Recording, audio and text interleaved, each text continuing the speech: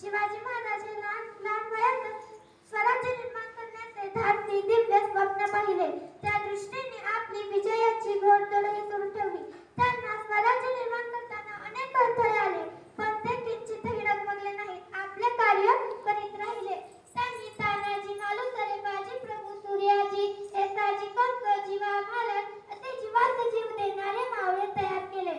स्वराज्य निर्मितीच्या कार्यातील स्वराज्याची प्रतिज्ञा, स्वराज्याचे धोरण, गडाला पण सिंह गेला, प्रतापगडाचा पराक्रम, अब्राहम सुटका व शाहिस्त खानाची फजिती असे अनेक प्रसंग त्यांच्या अजोड कार्याची माहिती पटवून देतात.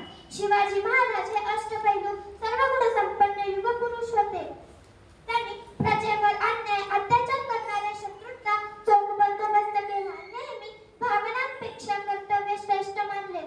संपूर्ण आयुष्य रयतेच्या कल्याणासाठी खर्च केले. शेतकऱ्याच्या गवताच्या काडीलाही धक्का लागू नये म्हणून ते नेहमी झटले. सिंहाची चाल गरुडाची नजर, सिंहाची चाल गरुडाची नजर, स्त्रियांचा आदर आणि शत्रूंचे मर्दन, स्त्रियांचा आदर शत्रूंचे मर्दन असे असावे मावळ्यांचे वर्तन, असे असावे मावळ्यांचे वर्तन.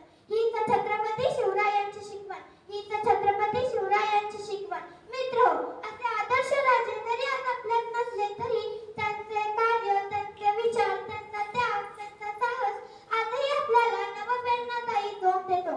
अशा कर्तृत्ववान व पराक्रमी राजांविषयी व्यक्त होताना माझे वक्तृत्व शब्दही कमी पडतात.